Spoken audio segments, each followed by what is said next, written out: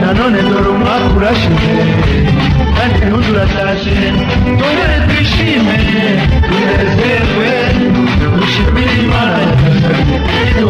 Reka mbashimira abateze amatwi radiyo Huguka ivugira ku murongo w'105.9 FM ariho ndimo kubaha ikaze mu makuru yaranze uyu mwaka wa 2021 mu gice cy'ubukungu mwateguriwe kandi mugiye kugezwaho nanjye Fremu Maniraga. Niyo mpamvu muri aka kanya nabahitiyemo amwe mu makuru yaranze uyu mwaka mu gice cy'ubukungu. Reka tuyahere mu mujyi wa Kigali aho habazwaga ibibazo banki nkuru y'igihugu kwihindagurika ry'ibiciro ku isoko n'agaciro k'amafaranga kakagenda gahindagurika. Ibiciro birimo birahindagurika cyane ku buryo umuntu bitakimworoheye nyuma y'ukwezi kumwe cyangwa n'igihe kidashyika ukwezi usubira ku isoko ugasanga ibiciro by'umwihariko iby'ibiribwa bikoreshwa buri gihe, iby'ubwubatsi abanyarwanda bakeneye ari benshi, ibiciro birahinduka cyane ku buryo rwose biteye impungenge.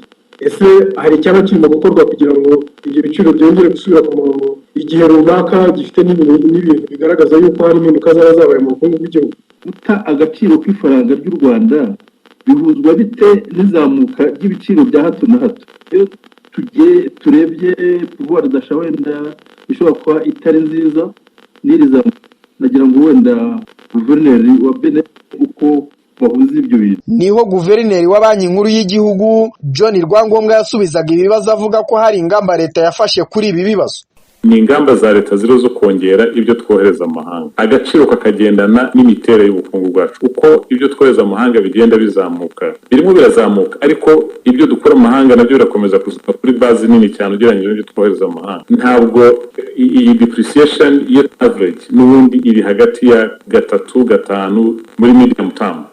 Uko bimeze, kandi nkabwira yuko ntabwo ari negative kuri iterambere ry'ubukungu, niyo economic kwari ishoramari ryihuta rituma hakenerwa ibintu byinshi bituruka hanze bikagira n'ingaruka kuri value y'ifaranga. Reka tunyarukire mu mujyi wa Byumba mu karere ka Gicumbi h'ubukungu bwari bwifashe nabi n'izamuka ry'ibiciro by'ubwishingizi bikazamuka ku buryo nta mumotari wari ukigira ubwishingizi ku kinyabiziga cye. Assurance mu bihe bishize yaguraga 62 irazamuka igera kuri 82 iva kuri 82 ijya kuri 90, none ubu ngubu yarazamutse igeze ku 120. Ubwishingizi wari ufite burangiye ukavuga uti ngiye kugura ubundi bwishingizi ukitwaza amafaranga ya cya kiguzi, bakakubwira bati ubwishingizi bwarazamutse, ukumva ubwo ngubwo rero bita bimbogamizi kuko usubirayo nta bwishingizi ufite, cya kinyabiziga kigaparika ukamanza ugashaka andi mafaranga. Moto byanga byakunda kuyiparika ni ibintu byoroshye cyane. Yavuye kuri 90 igeze kuri 5 kuri ngiye kuri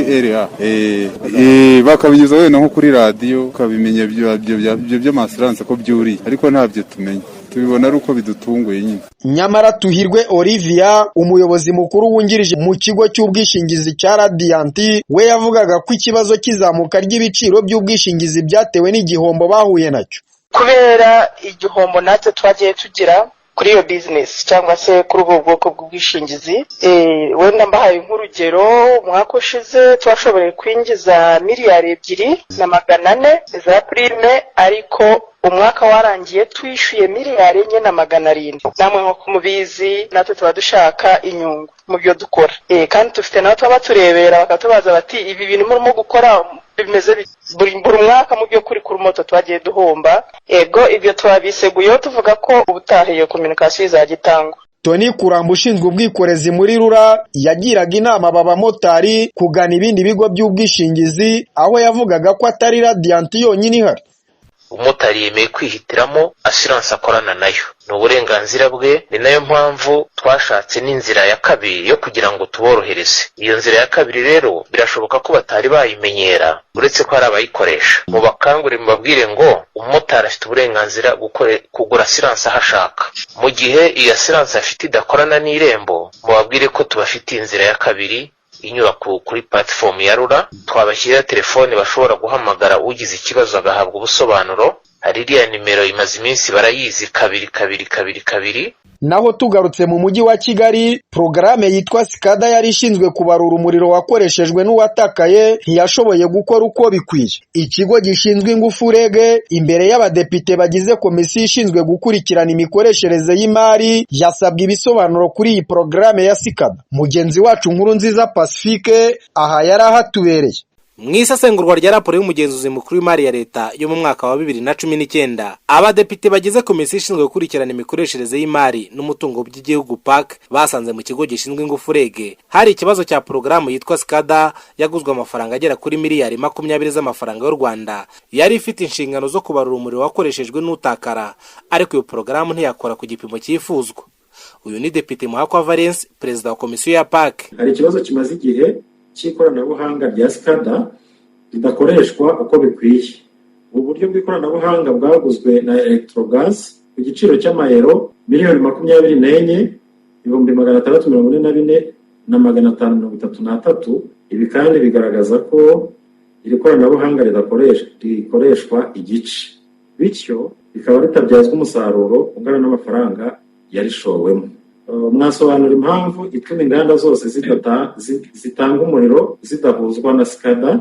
Ni gute mugenzura uko abikorera bishyuza igiciro gikwiye ugereranyije n'umuriro zatanze? Minisitiri w'ibikorwa remezo Ambasaderi Gatete Claver nawe yemera ko iri koranabuhanga ridakora kubera izi impamvu asobanura. Izisigaye 19 zitari kuri SCADA ni kwa tundi duto cyane twose turi hasi ya megawati, aho usanga bihenze cyane kugira ngo ushobore kuba dushyira kuri SCADA, kubera yuko wenda kugira ngo mbereke urugero kuko zigomba kujya kuri fiber optic ikilometero kimwe kingana na miliyoni 5, inyinshi ziri hagati y'ibirometero 15 na 20. Namwe nimutekereze kuko bagenda bakurikirana utugezi aho turi kugira ngo bagende bazishyira amina rero bakora y'amashanyarazi. Utungutu rero dukoresha meters, zira meters ziri accurate kuko n'ubundi bwose naho dufite SCADA system naho dushyiraho meters kugira ngo tugereranye for accuracy purposes. Kuri utungutu rero twabonye gikora neza ari za meters kandi ubu zikaba ari ebyiri, akaba ari the main one, akaba noneho na backup. Izo zombi buri munsi ziragererana, ndetse kuba nyuma y'umwaka zikaba recalibrated kugira ngo tugire accuracy.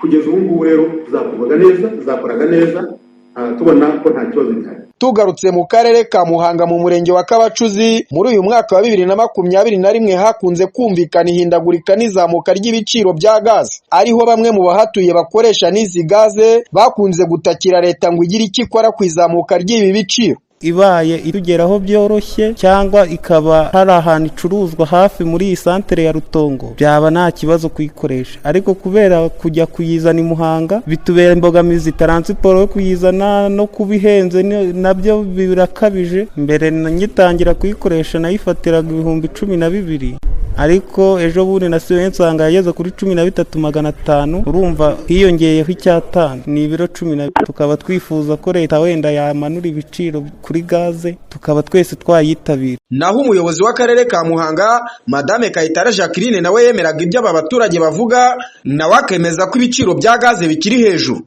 Kutangiza ibidukikije ndetse no gukoresha uburyo bunaboroheye, ndetse haba no kuborohera mu buryo bw'amafaranga, kuko n'izo nkwi cyangwa amakarabira n'abahenda akenshi bikaba byanakozwe mu buryo bunyuranije n'amategeko, ariko noneho n'igiciro kubera n'ingamba ziba zarashyizweho kugira ngo ibidukikije birengerwe, usanga n'ubundi bijya kugera ku muturage nabyo biri ku giciro cyo hejuru ku bushobozi bubu. Umuyobozi mukuru w'urwego ngenzuramikorere RURA Dr Nestor Nsabimana yatangaga icyizere avuga ko mu karere ka Gasabo hatangiye kubakwa ibigega bifite ubushobozi. Ubwo bushobozi nubwo kubika ibiro bya gaze biri hagati ya miliyoni 8 kugera ku 9, byakoreshwa hagati y'amezi 2 kugera kuri 3.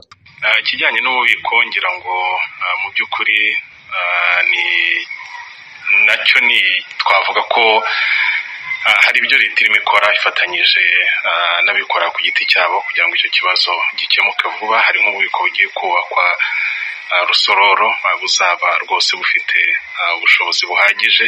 Ni mu gihe Minisitiri w'Intebe Dr Edouard Ngirente yabwiraga inteko nshinga amategeko ko iki kibazo kizamuka ry'ibiciro bya gaze bizaba byaboneye igisubizo mu gihe cyavuga. Ikibazo cyagaragaye mu minsi ishize yuko gaze yahenze, irazamuka ibiciro biva ku mafaranga hafi 800 bigera hafi ku 1300 ndetse n'ezo makeya.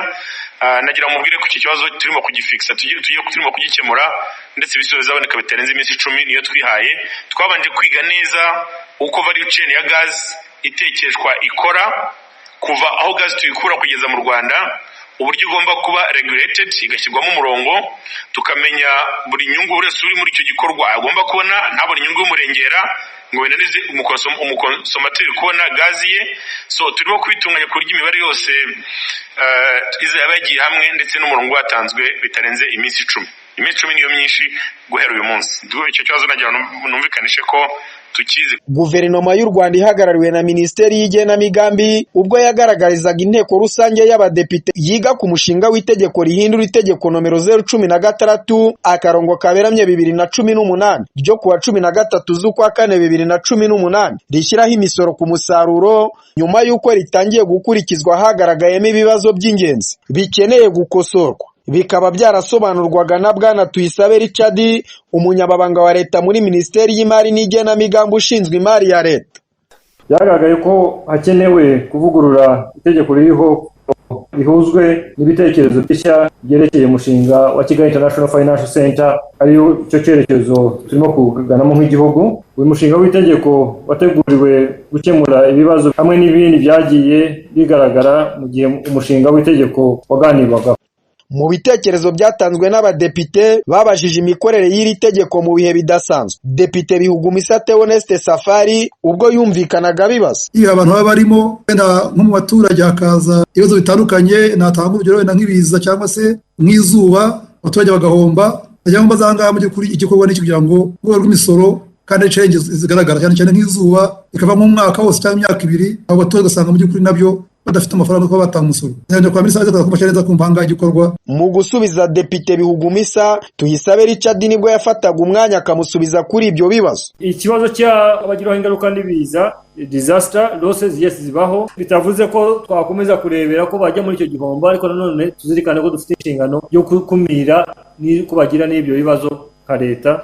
Twari tumva politiki dufite ari yo gukumira, ariko nugize ikibazo tukemera ko abishyira mu bihombo yagize itegeko ryacu rikabyemera. Uruhande rw'ikigo cy'ibarurishamibare NICR, National Institute Statistics of Rwanda, yagaragaje ko imiterere y'ubukungu bw'igihugu mu gihembwe cya gatatu cy'umwaka wa 2021 cyagaragaje ko ubukungu bwazamutse ku kigereranyo cy'10% ugereranyije n'umwaka ushize wa 2020, aho umusaruro w'igihugu wageze kuri miliyari 2 na miliyoni 746 uvuye kuri miliyari 2 na miliyoni 453 wo mu gihembwe cya gatatu cya 2020.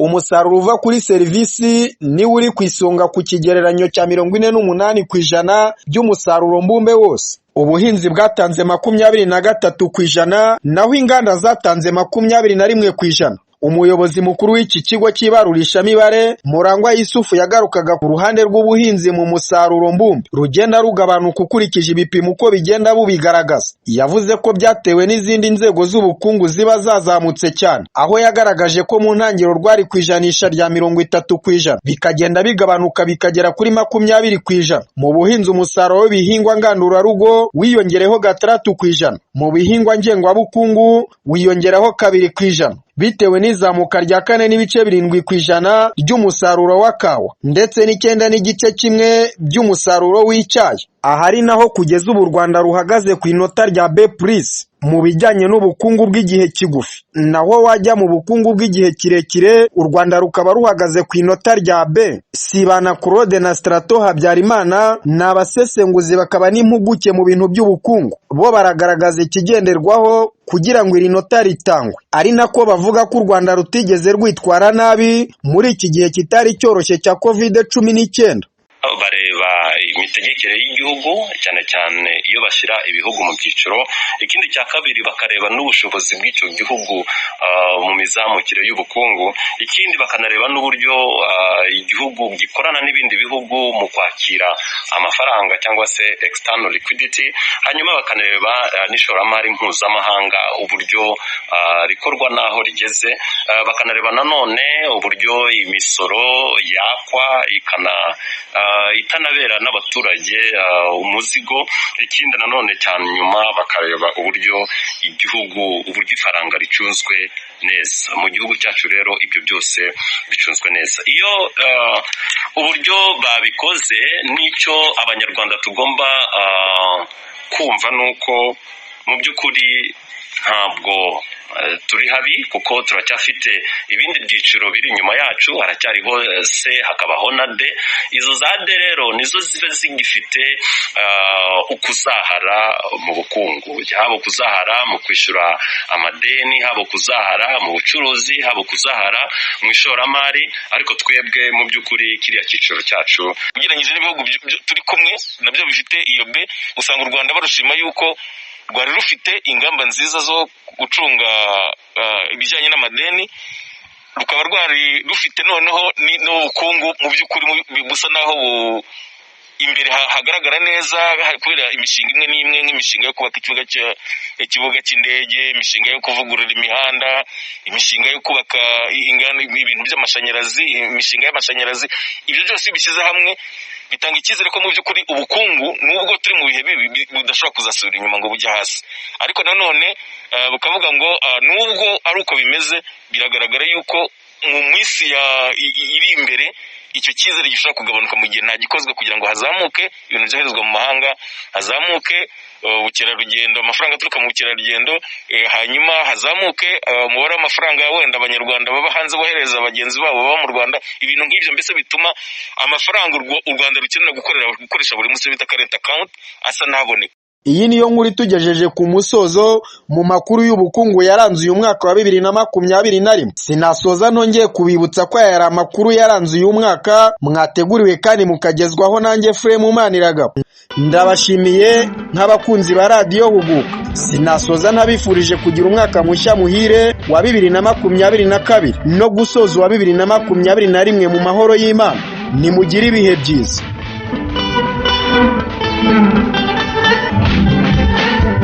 nanone dore umwaka urashize kandi n'undi uratashe.